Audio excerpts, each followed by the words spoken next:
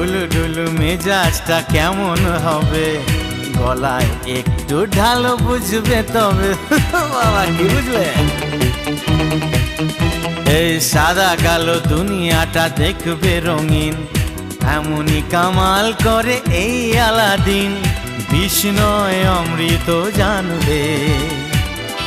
এই ধাক্কা দিও না, পড়ে যাবে। এই আজ আমি মাল ছাড়া কারণ নয়, এইটুকু কে কি নেশা হয়।